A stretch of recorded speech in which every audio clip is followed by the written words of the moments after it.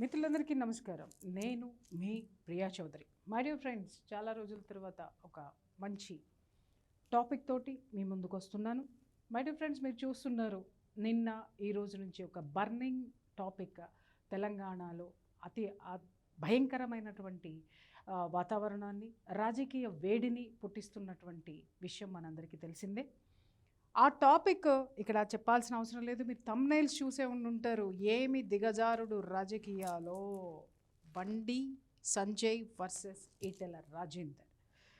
ఈ విషయం మీద ఎప్పటి నుంచో నేను ఈ టాపిక్ గురించి మాట్లాడాలి అనేటటువంటిది అనుకున్నాను. అయితే సరైనటువంటి సందర్భం రాలేదు. ఇప్పుడు మాట్లాడుతున్నాను. ఇక్కడ నిజంగా చెప్తున్నాను, తెలంగాణ ప్రజలు, పోరాట యోధులు ఎన్నో పోరాటాలు చేశారు. ఎన్నో విధాలుగా ఈ తెలంగాణని ఎంతమంది కబంధ హస్తాల నుంచి, నిజాం ప్రభుత్వం యొక్క కబంధ హస్తాల నుంచి రక్షించుకున్నారు. ఎన్నో పోరాటాలు చేశారు. ఎంతోమంది పోరాట యోధులు మనకి చాలా చాలా చాలా ఇన్స్పిరేషన్ ఇస్తున్నటువంటి అంశం. అయితే ఇక్కడ తెలంగాణ సాధించుకున్న తరువాత ఎవరైతే తెలంగాణ పోరాటానికి యోధులు అని జనం ఫీల్ అయ్యారో వాళ్ళని దశాబ్ద కాలం పాటు ఎన్నుకొని వాళ్ళకి తెలంగాణకి ముఖ్యమంత్రిని చేయటం జరిగింది. దశాబ్ద కాలం పాటు ఏలినటువంటి ఆ పార్టీ ఏం చేసింది అనేటటువంటిది ప్రజలకి పక్కన పెడితే, ఆ తర్వాత ఆ పార్టీకి సంబంధించినటువంటి ఒక వ్యక్తి వార్తల్లో నిలవడం అనేటటువంటిది మనం చూసాం. He's none other than Etela Rajender. BRS party తోటి విభేదాలతోటి బయటికి వచ్చేసినటువంటి మన ఈటెల రాజేందర్ గారు తిరిగి తన రాజకీయ ప్రస్థానాన్ని బీజేపీ పార్టీలో జాయిన్ అయ్యి కొనసాగించడం జరిగింది. అక్కడ విషయం ఏమిటంటే, ఇక్కడ ఒక వరలో రెండు కత్తులు ఇమడవు అనేటటువంటిది ఒక సామెత ఉంది.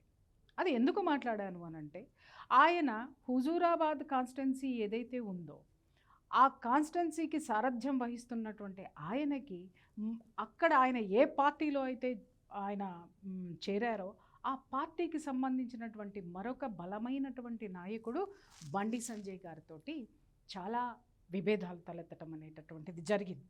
ఎందుకు అనంటే, నో డౌట్ ఈటెల రాజేందర్ గారు చాలా చాలా బీసీ వర్గాల్లో బలమైనటువంటి నాయకుడు, తనదైనటువంటి ముద్ర వేశారు. అలాగే తెలంగాణ ఉద్యమంలో కూడా చాలా చురుకైనటువంటి పాత్ర వహించారు. అయితే ఆ ప్రస్థానము అక్కడ అంత అద్భుతమైనటువంటి మైలేజ్ ఇస్తే, అదే ఏ పార్టీ ద్వారా అయితే ఆయన ఉద్యమాన్ని చేపట్టారో, ఏ పార్టీ ద్వారా అధికారంలోకి వచ్చారో ఆ పార్టీతోటే ఆయనకి విభేదాలు రావడంతో ఆయన ఆ పార్టీ నుంచి బయటకు వచ్చి తన రాజకీయ మనుగడ కోసం జాతీయ పార్టీ అయినటువంటి బీజేపీలో జాయిన్ అయ్యారు. బీజేపీలో జాయిన్ అయిన తర్వాత కరెక్ట్గా అప్పుడు ఆయన మీద ఉన్నటువంటి సానుభూతి అనుకోండి, బీఆర్ఎస్ నుంచి బయటకు వచ్చినప్పుడు, అలాగే హుజూరాబాద్లో ఆయన చేసినటువంటి సేవలు అనుకోండి, ఎందుకంటే జిల్లా అధ్యక్షుడిగా చేశారు, జిల్లా మంత్రిగా కూడా చేశారు ఆయన. కాబట్టి ఖచ్చితంగా ఆ వేడిలో ఆ యొక్క జోష్ అనేటటువంటిది, ఆ జనం మధ్య వాళ్ళ పాపులారిటీ అనేటటువంటిది డెఫినెట్గా ఉంటుంది. హుజూరాబాద్లో బై ఎలక్షన్స్లో ఆయన అద్భుతమైనటువంటి విజయాన్ని సాధించటమే కాకుండా బీజేపీకి అక్కడ ఒక ఉనికిని తీసుకురావడం అనేటటువంటిది జరిగింది. దీన్ని ఎవరు కాదనలేనటువంటి విషయం. అయితే అక్కడ నుంచి ప్రయాణం మొదలు పెడితే అంచెలంచెలుగా ఎదగాలి. ఏ రాజకీయ నాయకులకైనా, కార్యకర్త నుంచి ఎప్పటికైనా సరే పార్టీలో ఉన్నతమైనటువంటి స్థానానికి ఎదగాలనేటటువంటి ఆలోచనతోటే ఏ రాజకీయ పార్టీలోనైనా ఎవరైనా పనిచేయటం అనేది జరుగుతుంది, ఆ పార్టీలో జాయిన్ అవ్వటం అనేది జరుగుతుంది. అయితే ఇక్కడ ఫ్రెండ్స్, మనం స్ట్రైట్ విషయానికి వస్తే, అక్కడ హుజూరాబాద్కి సంబంధించినటువంటి ఆ కాన్స్టిట్యూషన్లో కాన్స్టిట్యున్సీలో ఉన్నటువంటి ఆ వర్గ విభేదాలు ఏవైతే ఉన్నాయో బండి సంజయ్ గారికి అండ్ ఈటెల రాజేందర్కి పచ్చగడ్డి వేస్తే భగ్గుమనేటటువంటి శత్రుత్వం అనేటటువంటిది ఇవాళ మనం చూస్తున్నాం. ఇక్కడ చాలామందిలో ఉన్నటువంటిది, నిన్నటి నుంచి చాలా ఎపిసోడ్స్ చూస్తున్నాను. మీడియా మొత్తం కూడా, మీడియాలో మీరు ఏ ఎపిసోడ్ అయినా సరే చూసుకోండి, కేవలము ఒక 10% 15% మాత్రమే కేంద్ర మంత్రి బండి సంజయ్ గారికి మద్దతు అనేది చూస్తున్నాం. మిగిలినటువంటి 95% ఈటెల రాజేందర్ గారికి చూస్తున్నాం. ఇది అంతా కూడా ఇంత జనాల్లో ఉన్నటువంటి ఒక ప్రశ్న ఏంటి అనంటే, అరే ఇంత బలమైనటువంటి పాపులారిటీ ఉన్నటువంటి నాయకుడికి ఆ యొక్క జిల్లా బాధ్యతలు కానీ, అలాగే అక్కడ ఉన్నటువంటి ఒక నాయకుడు కానీ ఈయన్ని గుర్తించలేకపోవడము, అలాగే ఈయన పట్ల ఆయనకున్న శత్రుత్వం, ఆయనకి ఈయన పట్ల ఉన్నటువంటి శత్రుత్వం ఏమిటి అనేటటువంటిది ఒక వర్గం యొక్క భావన. ఇక్కడ క్లియర్గా దీని గురించి ఒక 5 నిమిషాలు నేను చెప్తాను. My dear friends, BRS party అనేటటువంటిది ఒక ప్రాంతీయ పార్టీ. ఆ ప్రాంతీయ పార్టీకి సంబంధించినంత వరకు కూడా ఇక్కడ ఉన్నటువంటి ఆ యొక్క డెసిషన్స్ ఏవైతే ఉంటాయో ఆ ప్రాంతీయ పార్టీకి సంబంధించినటువంటి ఆ పార్టీకి సంబంధించినటువంటి అధ్యక్షుడు మాత్రమే నిర్ణయాలు తీసుకుంటారు. కానీ ఇవాళ ఈటెల రాజేందర్ గారు ఉన్నది ఒక జాతీయ పార్టీలో. ఆ జాతీయ పార్టీ ఒక కాంగ్రెస్ లాంటిదో లేకపోతే ఇంకొకటో కాదు. ఆ పార్టీకి ఒక బలమైనటువంటి పునాది ఉంది. ఒక సంఘం యొక్క పునాది నుంచి ఆ పార్టీ అనేటటువంటిది ఆవిర్భావం జరిగింది. ఆ పార్టీకి ఆ సంఘ చాలా మద్దతు అనేటటువంటిది ఇంకా చెప్పాలంటే వెన్నెముక. ఆ సిద్ధాంతాలని ఏవైతే ఉన్నాయో ఆ సిద్ధాంతాలకు అనుగుణంగా పనిచేస్తూ ఆర్ఎస్ఎస్ అనేటటువంటి సంస్థ చాలా బలీయమైనటువంటి శక్తిగా బీజేపీకి ఉంది. ఇది వాస్తవం.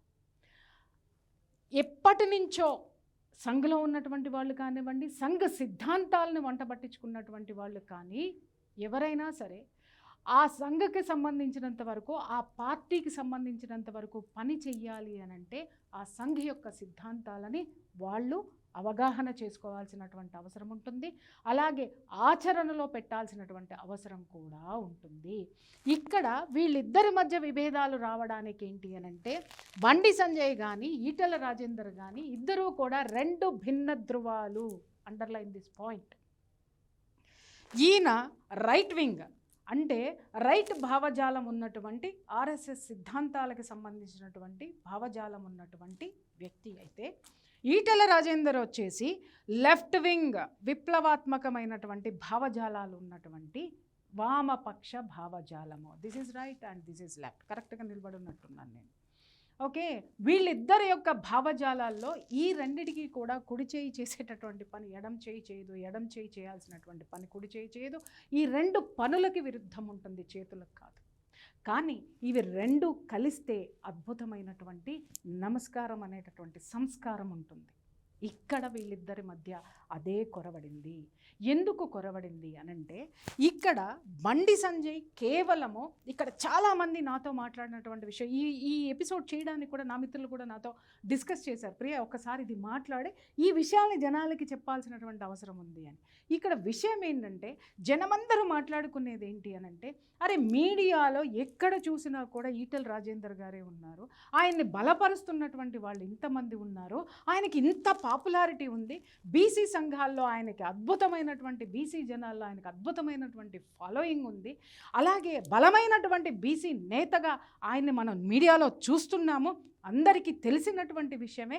ఆయనకి అధ్యక్ష పదవి ఎందుకంటే అధ్యక్ష పదవి నుంచే వీళ్ళిద్దరికి విభేదాలు వచ్చినాయి. ఓకే, అధ్యక్ష పదవి ఎందుకు ఇవ్వలేదు అనేటటువంటిది ప్రశ్నార్థకము. Right my dear friends. సరే, ఇక్కడ నేను ఒక విషయం ఏం చెప్తున్నాను అనంటే, నిన్నగాక మొన్న వచ్చినటువంటి ఒక వ్యక్తి ఎవరైతే ఉన్నారో వాళ్ళకి ఒక పార్టీ యొక్క అధ్యక్ష పదవిని కట్టబెట్టడానికి నేను ఇందాకే చెప్పాను, ఇక్కడ ఉన్నది ప్రాంతీయ పార్టీ కాదు. ఏ రోజుకి ఆ రోజు గోడ దూకేసి ఆ గోడ ఇటు నుంచి గోడ దూకి ఆ ఇంట్లో పడకపోతే గోడ దూకి ఈ ఇంట్లో పడడానికి ఇది ప్రాంతీయ పార్టీ కాదు, జాతీయ పార్టీ. కొన్ని సిద్ధాంతాలకి కట్టుబడి ఉన్నటువంటి పార్టీ. ఆ సిద్ధాంతాలని ఎవరైతే బలపరుస్తున్నారో ఆ సంఘం యొక్క మనుగడతోటి, ఆ సంఘం యొక్క సపోర్ట్ తోటి మనుగడ సాగిస్తున్నటువంటి ఈ పార్టీ ఆ సంఘం యొక్క సిద్ధాంతాలను అవగాహన చేసుకున్నటువంటి వాళ్లకు మాత్రమే, ఆచరణలో పెట్టినటువంటి వాళ్లకు మాత్రమే ఉన్నతమైనటువంటి పదవులు ఇవ్వడం జరుగుతుంది. అయితే ఇక్కడ మీరు అనొచ్చు మై డియర్ ఫ్రెండ్స్, ఏమని అనంటే అదేంటండి కొన్ని రాష్ట్రాల్లో బీజేపీ నుంచి రానప్పుడు, ఎందుకంటే ఆంధ్రాలో నిన్న మొన్నటి వరకు పురంధరేశ్వర్ గారు ఉన్నారు, ఆవిడేమన్నా ఆర్ఎస్ఎస్ సిద్ధాంతంతో పుట్టారా, లేకపోతే మిగిలిన రాష్ట్రాల్లో కొంతమంది ఉన్నారు, వాళ్ళని ఎందుకు తీసుకున్నారు అని మీరు అనొచ్చు. వాళ్ళని తీసుకోవడం వెనక ఆ సమయానికి ఆ వ్యక్తులు ఆ పార్టీకి అవసరం అనుకున్నారు కాబట్టి వాళ్ళని అధ్యక్షులుగా చేస్తారు తప్ప majority of the thinking, majority of decision అంతా మేకింగ్ అంతా కూడా మూల సిద్ధాంతం ఏదైతే ఉందో, దాన్ని నడుపుతున్నటువంటి సంఘ్ ఏదైతే ఉందో, ఆ సంఘని ఆచరించేటటువంటి సంఘ సిద్ధాంతాన్ని ఫాలో అయ్యేటటువంటి వాళ్ళకి మాత్రమే బీజేపీలో పదవులు ఉంటాయనేటటువంటిది సుస్పష్టము 200%.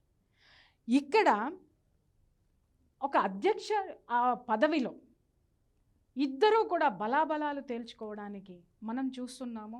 దాదాపు ఒక 5 సంవత్సరాల నుంచి ఈ పోరాటం బలీయంగా జరుగుతున్నటువంటి నేపథ్యంలో క్రిందటిసారి ఎలక్షన్స్ అప్పుడు కూడా మనం చూసాం ఏంటి అనంటే, అక్కడ ఈటెల రాజేందర్ ఎవరైతే ఉన్నారో, బండి సంజయ్ గారు గతంలో బీజేపీ అధ్యక్ష పదవి చేపట్టిన తర్వాత, రాష్ట్ర అధ్యక్ష పదవి చేపట్టిన తర్వాత నో డౌట్ బీజేపీలో ఒక విధమైనటువంటి కదలిక, చైతన్యం వచ్చింది. ఆ చైతన్యం రావడం కూడా ఎలా వచ్చింది అనంటే, ఒక అద్భుతమైనటువంటి చైతన్యం తీసుకురావడంలో ఈయన చాలా సఫలమయ్యారు. చాలా అంటే చాలా. ఎన్ని ఒడిదుడుకులు ఆయన ఎదుర్కొన్నారు, అలాగే అధికార పార్టీతోటి ఎన్ని రకాల అవమానాలు ఎదుర్కొన్నారో, ఎంత ఫైట్ చేశారో మనకు తెలియనటువంటి విషయం కాదు. వాస్తవాలు మాట్లాడుకోవాలి మై డియర్ ఫ్రెండ్స్, వాస్తవాలు మాత్రమే మాట్లాడాలి మనం.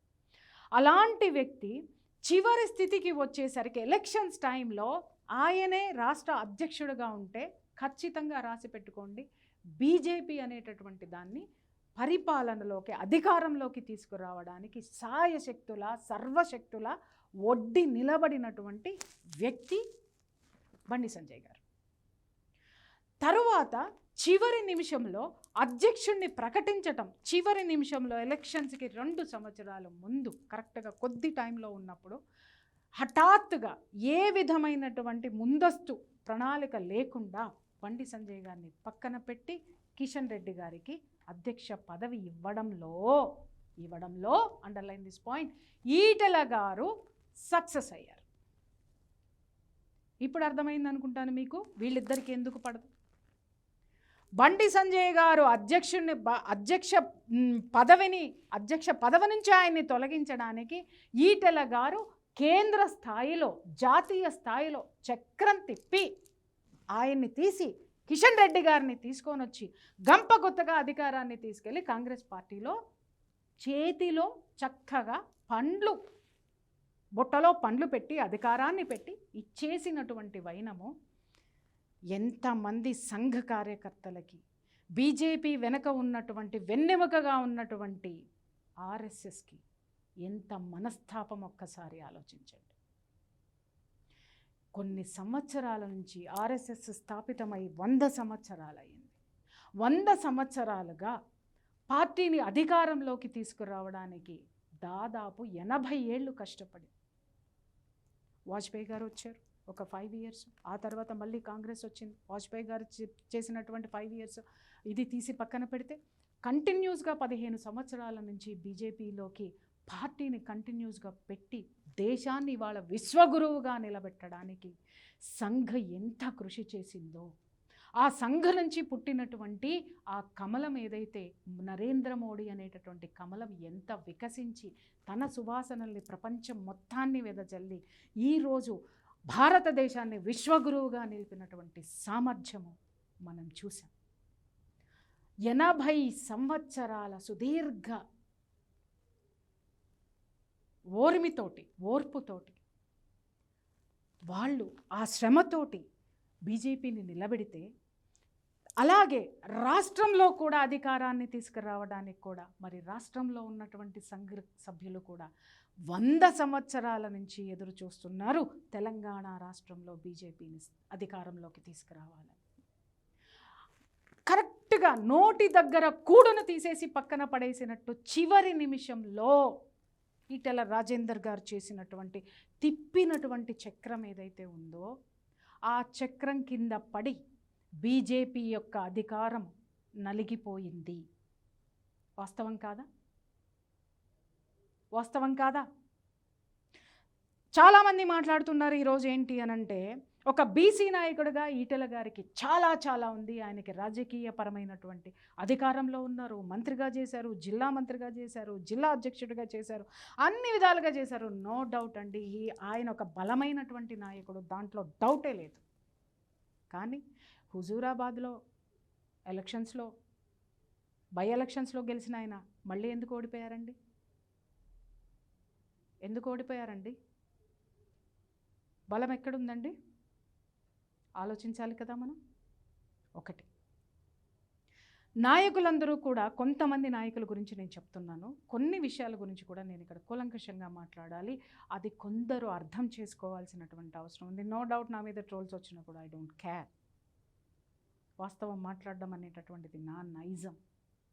అలాగే ఎక్కడైతే సిద్ధాంతాలు ఉన్నాయో అక్కడికి వెతుక్కుంటూ వెళ్ళడం అనేటటువంటిది కూడా నా ధర్మం. ఈ రెండిటిని నేను ఎప్పుడు తప్పను కూడా. ఇవాళ నిజంగా నేను కూడా బీజేపీ అధికారంలోకి వస్తుంది, రావడం వల్ల ఇక్కడ కొంత దిద్దుబాటు అనేటటువంటిది జరుగుతుంది. నా కోరిక 2 రాష్ట్రాల్లో కూడా అధికార మార్పిడి జరుగుతుంది అనేటటువంటిది విశ్వసించిన దానిలో నేను కూడా ఉన్నాను. నో డౌట్ ఆంధ్రాలో కూటమి ప్రభుత్వం వచ్చింది, అక్కడ పరిపాలన అనేటటువంటిది ఉంది. ఇక్కడ ఫుల్ ఫ్లెడ్జ్డ్గా బీజేపీ వస్తుంది అనేటటువంటిది నేను చాలా బలంగా నమ్మినటువంటి వ్యక్తిని. చివరి నిమిషంలో అది చేజారిపోయింది. మీరు అనొచ్చు, ప్రియా చౌదరి బీజేపీ కండువా ఎప్పుడు కప్పుకున్నావని. నేను ఏ కండువా కప్పుకుని పని చేయను, గుర్తుపెట్టుకోండి. అలా కప్పుకోవాలంటే ఈ పాటికి నేను సెంట్రల్ గవర్నమెంట్లో అద్భుతమైనటువంటి పొజిషన్లో నేను ఉండేదాన్ని. ఎందుకంటే అక్కడ కూడా అన్ని చోట్ల అన్ని పదవులు చేసి వచ్చాను. ఇది పబ్లిక్కి తెలియదు. Underline this point. రాజకీయాలకి నేను చాలా దూరంగా ఉంటాను. కానీ వ్యవస్థ మారాలి అనుకుంటే కొన్ని బలమైనటువంటి శక్తులు పనిచేస్తేనే వ్యవస్థలో మార్పులు వస్తాయి. కొంతమంది మొండి వాళ్ళు వస్తేనే మొండిగా కూర్చున్నటువంటి ఆ పరిస్థితులు మారతాయి. అటువంటి బాల్దాకరేల కోసం, యోగి ఆదిత్యనాథుల కోసం ఎదురు చూడడంలో నేను ముందుంటా. నా దేశంలో, ఈ రాజ్యంలో, ఏ రాజ్యంలోనైనా, నా దేశంలో ఎక్కడుంటే అక్కడ రాష్ట్రానికి ఒక యోగి ఆదిత్యనాథ్ రావాలి, వచ్చి తీరాలి అనేటటువంటిది నా అభిలాష. కాబట్టే మాట్లాడుతున్నాను. ఇక్కడ విషయానికి వస్తే 2 రోజుల నుంచి అతి భయంకరమైనటువంటి ట్రోలింగ్లు, విపరీతమైనటువంటి జనం అగమ్యగోచరంగా పడిపోతున్నటువంటి విషయంలో ఇక్కడ నేను కొన్ని విషయాలు మాట్లాడాల్సినటువంటి అవసరం ఉంటుంది. ఇక్కడ మీడియాలో విపరీతమైనటువంటి ఫ్యాన్ ఫాలోయింగ్, విపరీతమైనటువంటి ఫాలోయింగ్ ఉన్నటువంటి ఈటెల రాజేందర్ గారు అదే మీడియాని బండి సంజయ్ గారిని విలన్గా ఎందుకు చూపిస్తుంది? ఆ పాయింటే నేను జనం ముందు చెప్పడానికి సిద్ధపడ్డాను. కారణం ఏంటి అంటే, మీడియా వామపక్ష భావజాలాన్ని పుణికిపుచ్చుకున్నటువంటి శాతమే మీడియాలో ఎక్కువ మంది ఉన్నారు. నో డౌట్ ఈ రోజుకి కూడా బీజేపీ అనేటటువంటి పార్టీకి ఒక ఛానల్ కానీ, ఒక వింగ్ కానీ, ఒక సోషల్ వింగ్ కానీ, సరైనటువంటి ప్లాట్ఫామ్ ఇప్పటి వరకు బీజేపీ ఏర్పరచుకోలేకపోయింది. కారణము అక్కడ ఉన్నటువంటి వామపక్ష భావజాలంతో కూడుకున్నటువంటి జర్నలిజం కొంత కాదు, చాలా భాగము మీడియాలో ఆక్యుపై చేసేసి ఉంది. కాబట్టే వామపక్ష భావజాలం నుంచి వామపక్ష నేతగా ఉన్నటువంటి ఈటెల రాజేందర్ గారికి మీడియా పరంగా విపరీతమైనటువంటి హైప్ వస్తుంది. ఇక్కడ బండి సంజయ్ని తీసి పక్కన పెట్టడానికి కారణం కూడా అదే కారణము. ఒక్కడే అయ్యి బీజేపీ పార్టీని ఈరోజు 8 పార్లమెంటు స్థానాలకి తీసుకొచ్చినటువంటి ఘనత, అంతకుముందు బీజేపీని ఒక అద్భుతమైనటువంటి దూకుడుతోటి ముందుకు తీసుకెళ్ళి బీజేపీ పట్ల జనాల్లో విశ్వాసాన్ని తీసుకొచ్చి ఒక బలాన్ని ఆర్ఎస్ఎస్ కార్యకర్తల్లో నింపినటువంటి వ్యక్తి బండి సంజయ్ కాదా? అరే చార్మినార్ నడిబొడ్డు మీద 1,00,000 మంది సైన్యంతో తీసుకొని నడిబొడ్డు మీద నిలబడి జై శ్రీరామ్ అని అనిపించినటువంటి ఘనత ఎవరిది? బండి సంజయ్ది కాదా? ఎక్కడ హుజూరాబాద్, ఎక్కడ కరీంనగర్, ఎక్కడ చార్మినార్? చార్మినార్లో ఇవాళ గొప్ప గొప్ప నేతలే ఉన్నారు ఆర్ఎస్ఎస్కి మొన్నటి వరకు పని చేసినటువంటి బీజేపీలో. మరి వాళ్ళెవరూ ఎందుకు చేయలేదండి? గోషామహల్ వరకే పరిమితం అయిపోయిన వాళ్ళ ఘోష, బీజేపీ ఘోషని చార్మినార్ వేదికగా చేసుకొని 1,00,000 మందితోటి జై శ్రీరామ్ అని అనిపించినటువంటి గుండెలు ఉన్నటువంటి నేత కాదా?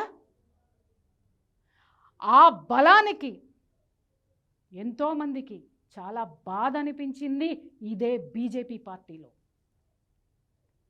బీజేపీ అధికారంలోకి వస్తే కొంతమంది బ్లాక్మెయిల్ చల్లవు, బ్లాక్మెయిల్ రాజకీయాలు నడవు. బీజేపీ అధికారంలోకి వస్తే కొంతమంది ఉనికే పోతుంది. బీజేపీ అధికారంలోకి వస్తే లంచగొండితనం ఉండదు. సిద్ధాంతాల్ని భుజాన వేసుకోవాల్సింది తప్ప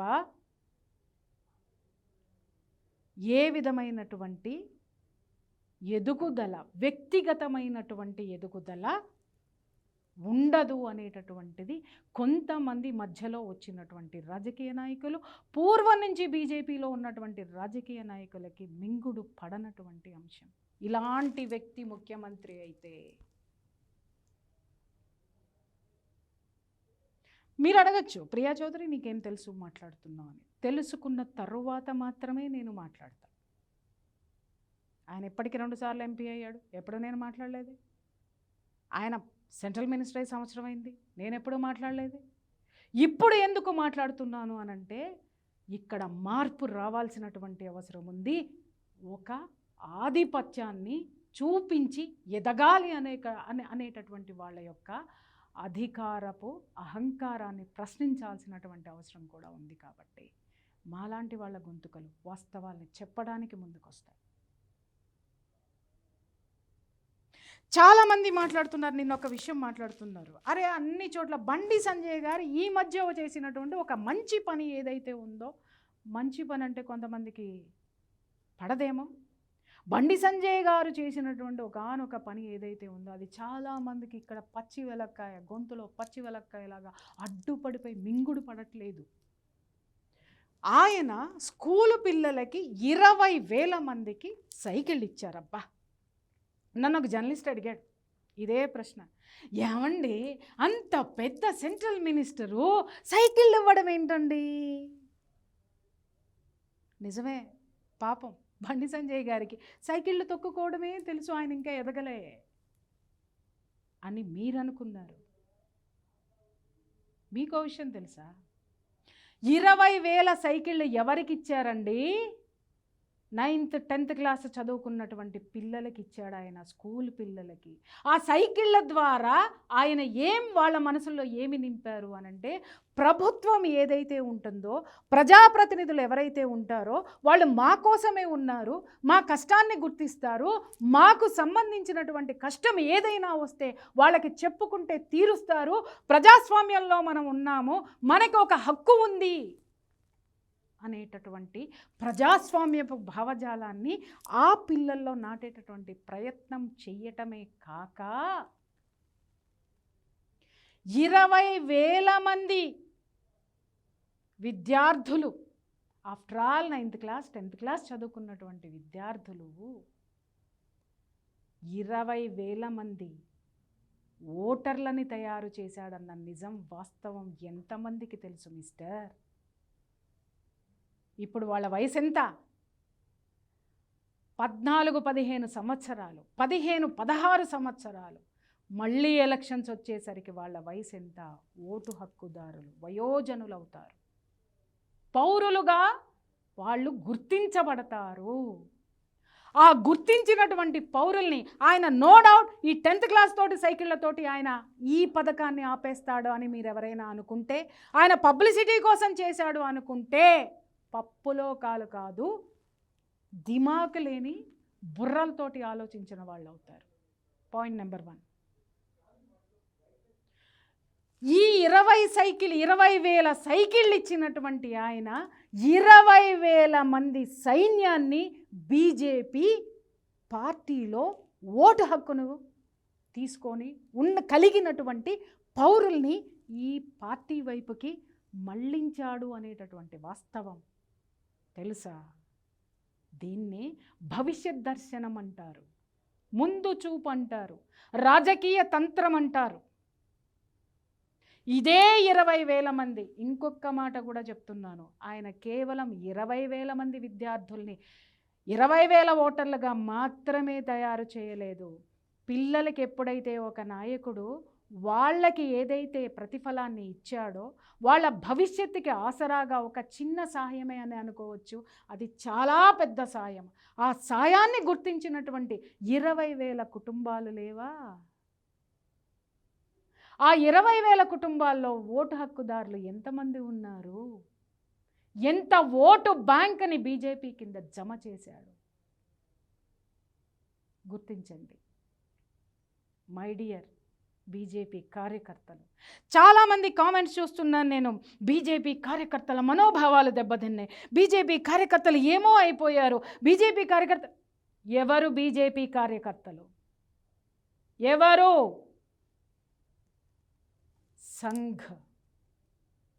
సంఘ కార్యకర్తలు వాళ్ళంతా.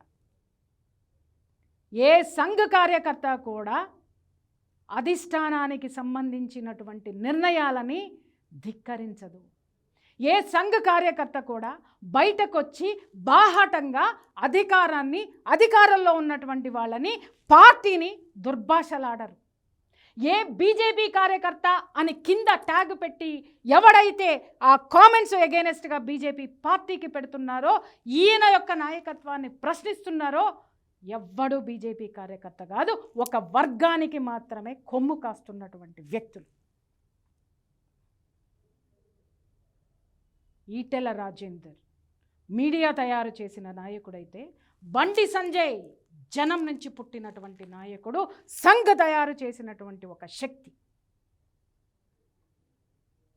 నో డౌట్ అతను అధ్యక్షుడిగా ఉన్నప్పుడు బీఆర్ఎస్ అనేటటువంటి బలమైనటువంటి పార్టీ ఉన్నప్పుడు అధ్యక్షుడిగా ఎదగగలిగి బీజేపీకి 8 పార్లమెంటు స్థానాల్ని తీసుకురాగలిగినటువంటి సత్తా చూపించాడు. ఏ పార్టీ, ఏ మీడియా అతని వెనకలేదు, ఎవరు అతన్ని మొయ్యలేదు. అతను చేసిన మంచి పనుల్ని ఎవరు కూడా ప్రచారము చెయ్యలేదు. భుజానికి ఎత్తుకుని ప్రచారము చేసి మోసి పని చేసింది ఎవరు అంటే ఆర్ఎస్ఎస్ సంఘ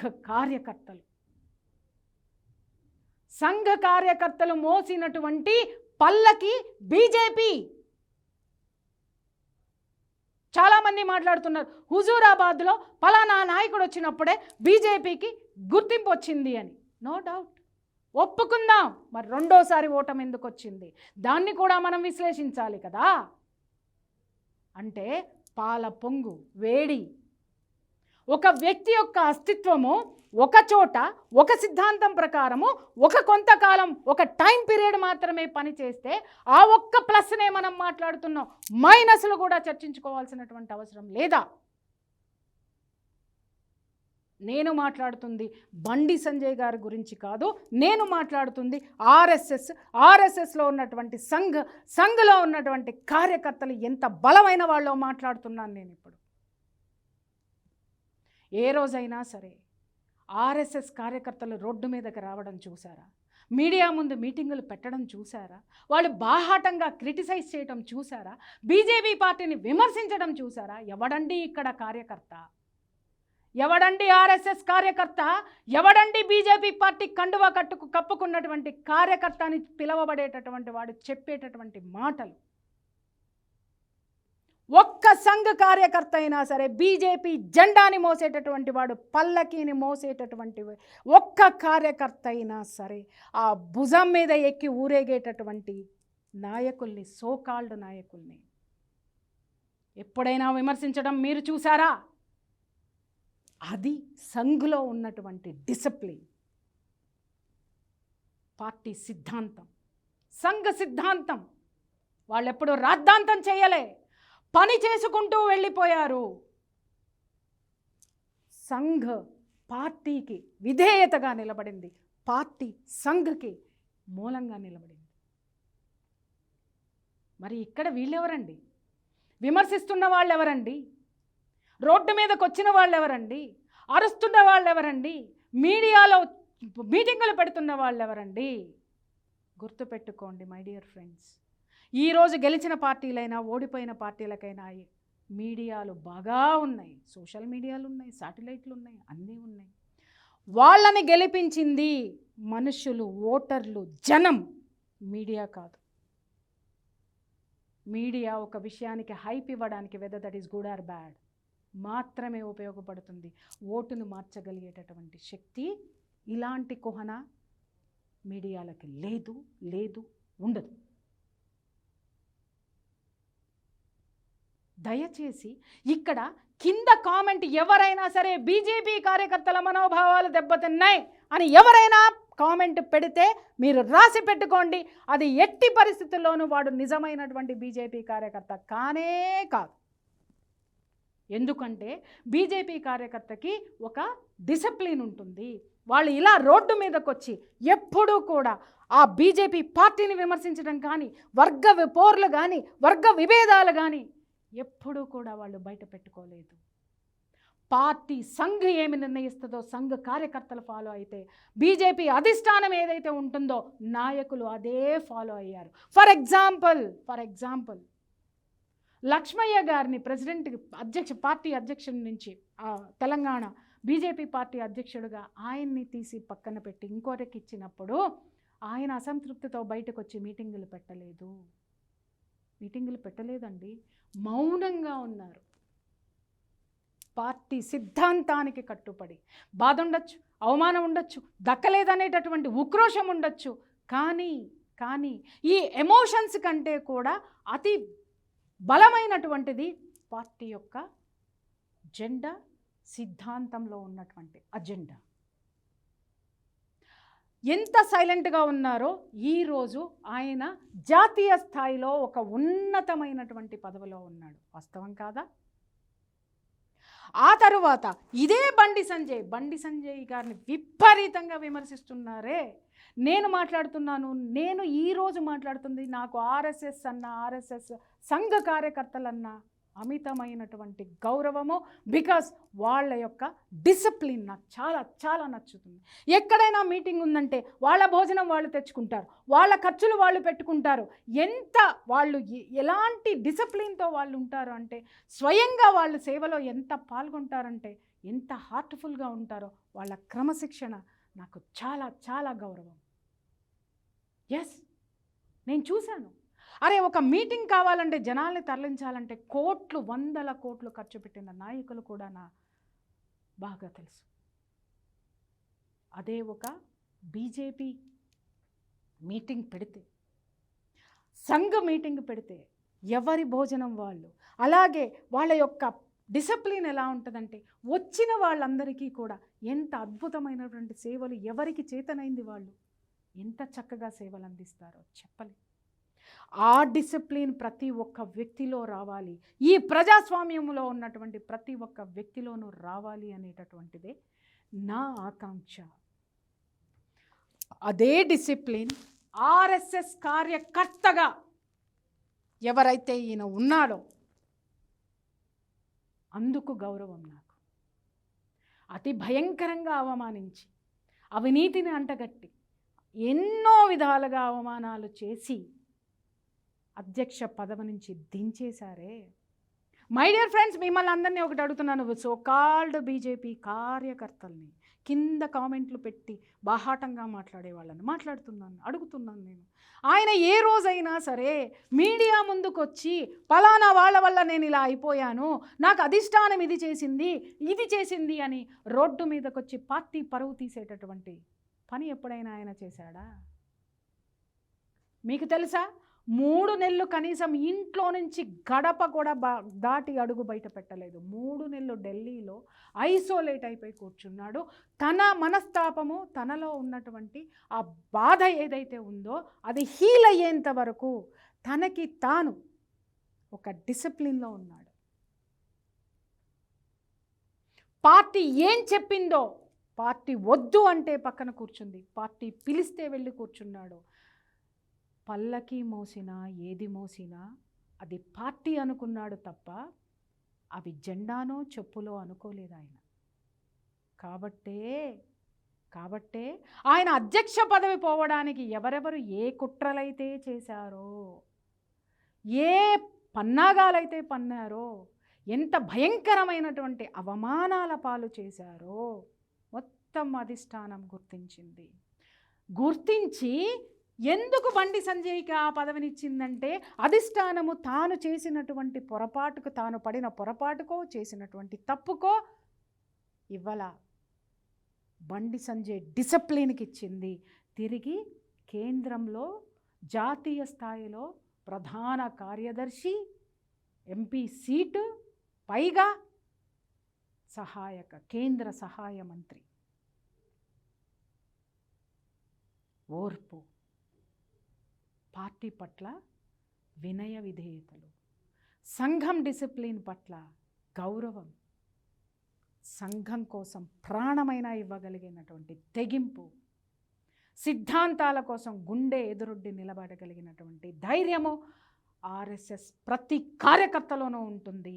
ఆ కార్యకర్తకి నిలువెత్తు రూపం బండి సంజయ్ కాదా? మీడియాలో హైప్లు, మీడియాలో నాయకులు, నో డౌట్ వేరే పార్టీ పెట్టండి, నో డౌట్ గెలవండి, మేము కూడా వస్తాం, మద్దతు ఇస్తాం. ఇదే డిసిప్లిన్ పెట్టండి, 200% మద్దతు ఇస్తాం. కానీ జనాలని వెర్రి వాళ్ళని చేయడానికి మొదలు పెడితే, వాస్తవాలు మాట్లాడడానికి మాలాంటి వాళ్ళము, ఎప్పుడూ పార్టీల గురించి, రాజకీయాల గురించి మాట్లాడనటువంటి వాళ్ళు కూడా ఇవాళ ముందుకు వచ్చి మాట్లాడుతున్న మొట్టమొదటి వ్యక్తిని నేను. ఒక డిసిప్లిన్, ఒక క్రమశిక్షణ, ఒక నిబద్ధత, ఒక అంకిత భావం, ఈ మూడు ఉన్నటువంటి వాడే బీజేపీ కార్యకర్త. గుర్తుపెట్టుకోండి. ఆ గట్టునుంటారా, ఈ గట్టునుంటారా తెలుసుకోండి. Thank you.